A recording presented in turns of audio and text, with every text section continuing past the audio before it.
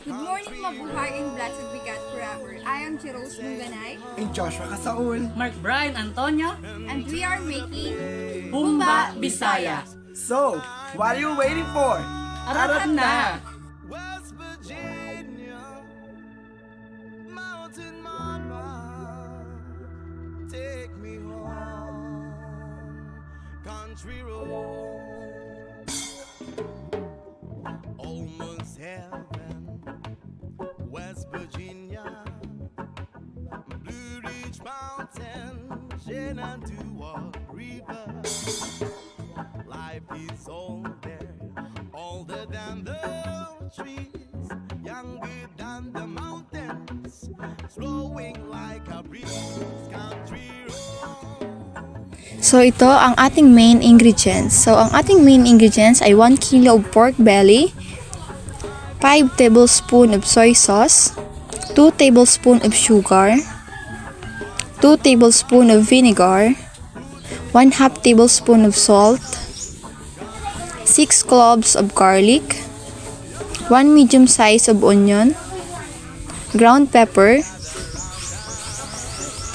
8 sticks of banana blossoms, 2 tablespoon of laurel leaves, 2 bottle of Sprite. Sa pagluluto ng Humba Bisaya, ang una po nating gagawin ay pupukpukin ang bawang. So ayan, nakikita nyo naman po sa aking video na inuuna po natin yung bawang. So pagkatapos ng bawang ay ating hahatiin ito ng maliit lamang. So ayan, nilagay ko na ito sa isang lalagyan. Mama, who take me home, country road. Ay, ay, ay, voices in the morning. So isang tabi po muna natin ito. Pagkatapos naman ng bawang ay hindi yan mawawala ang onion. So ayan, so sa paggagayat ng onion, dahan-dahan lang po tayo upang hindi po tayo masugatan. So babalatan po muna natin siya. Pagkatapos po mabalatan ay ihihiwain po ito ng pabilog. Para naman mamaya sa paglagay po ng onions ay maganda siyang tingnan. So ayan, nakikita niyo naman po sa video. Mountain Mama, oh, oh, take me home. Tadan! Pagkatapos po nating mabiyak at mahati-hati ang lahat ng ingredients, so ito na po siya. pagkahiwa po ng mga ingredients. So atin na po itong lutuin po natin una yung karne. Sa pagluto, so kakailanganin natin ng kawali. So ayan, painitin muna natin ito ng ilang minuto. Pagkatapos mainit ang kawali, ilalagyan po natin ito ng karne. Take me home. Dahil po mainit na ang ating kawali, ilalagay na po natin ang 1 kilo of pork. So ayan, nakikita nyo naman po na nilalagay po namin lahat ang 1 kilo of pork belly. Dahan-dahan lang po natin para hindi po ito matapon. At pagkatapos ay halu-haluin natin ito ng maayos sa kawali. Hahalu-haluin natin ito ng mabuti at papalabasin ang kanyang mantika. Kahit hindi gwapo, kahit na di matalino, basta siya'y may puso, siya pa rin ay gugustuhin ko.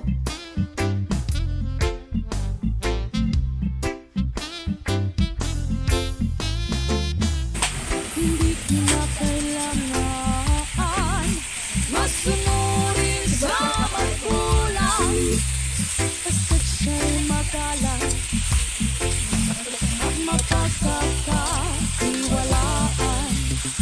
Kahit hindi gwapo,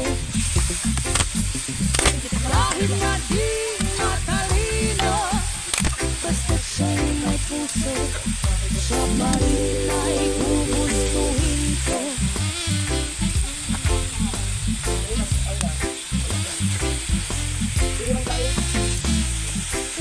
Umiima ng marami, kahit na babal di So ayan, nakikita nyo naman na nag-golden brown na ang ating karne.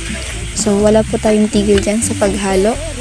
Dapat hinahalo natin po siya ng mabuti at baliktarin po ang karne. Kahit nga di matalino. So ayan, dahil golden brown na ang ating karne or medyo luto na siya, hahanguin na po natin siya. So, tadan, ayan na po. Pagkatapos ng ilang minuto ng paghahalo, hahanguin po natin ang ating karne. Dahil lumabas na po ang kanyang mantika. Para sa katwiran nito, manapak man ng gwapo. Ang pinalabas na mantika ay ating pong gigisahan ng ating onions. So nakikita niyo naman po, nilagay na po natin ang onions. Pagkatapos naman ay ang bawang. So gigisahin lang po natin ang dalawa. Haluin ng mabuti. At pagkatapos ibalik ang karne. So ayan, haluin po natin siya para mahalo po ang lahat ng sangkap. Ayaw ko sa sobrang magnoo, dahil pa ako ay mabato. Ang tipo kong lalaki, At ilagay po natin ang sugar. ang tipo kong lalaki. Halo-haluin ng mabuti. At pagkatapos naman po ng sugar, ay ating pong ilalagay ang laurel. Pero medyo bastos, maginoo.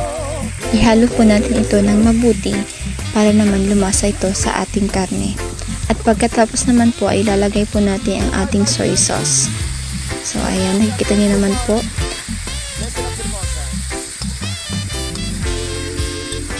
Pagkatapos naman ay ilalagay naman natin ang ating suka. So ayan, ilagay na po natin siya. Pagkatapos ay hahaluin po natin ito ng mabuti. Nasa Malate, alas 7 ng gabi. Nakilala ko tuloy itong Isunod po natin ang ating banana blossoms. At syempre, hahaluin po ulit natin siya. alam may manluloko lang wala. Pumanat siya sa akin. Ilagay din ang ating paminta. Hindi pa kami At haluin po ulit natin siya para naman magsama-sama ang lahat ng sangkap. Ang ating natirang onions kanina, ilalagay po natin ito ngayon. So ayan, hapit na pagkatapos mailagay ay hahaluin po natin ito ulit. At ilagay po natin ang ating dalawang Sprite. So ayan, para maging mas malasa at masarap ang ating humba Bisaya. So dahan-dahan lang po natin sa paglagay. Kaya doon sa bar ay kanyang iniaya. Inom daw kami at siya ang taya. Kaya't kaming dalaway uminom ng beer. Inangat niya ang Pagkatapos ay ating itong hahaluin ng mabuti para naman maging maayos ang pagkakaluto nito. Pagkalagay ng ating lahat ng sangkap, tatakpan po natin ito ng ilang minuto para naman tuluyan siyang maging luto. Pagkaraan ng 5 minuto, atin na po itong aalisin ng takpan. So ayan, nakikita niyo naman po na bumawas po ang kanyang sabaw kanina. Kumpara po kanina, mas madami po nang nilagyan po natin siya ng Sprite. So ngayon po, kumunti na lang po siya at medyo naglapot. So pagkatapos naman po, kapag malapot na ang ating sabaw, ay ilalagay na po natin ito sa isang lalagyan. nagtatawa na nagkwentuhan at doon sa suka kami ay naglalampungan ang ginawa. Para kung nasa Roppongi, pinatay niya ang ilaw at binuksan ang bisita.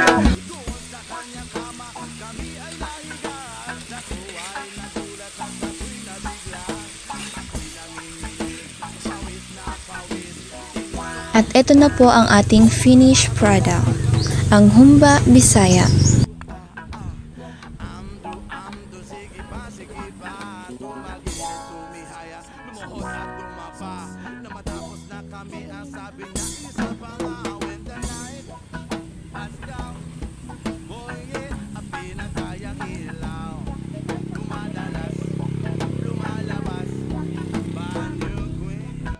At eto na po ang aming lutong humba Bisaya. Thanks for watching! Likod ko'y namumula sa kakakal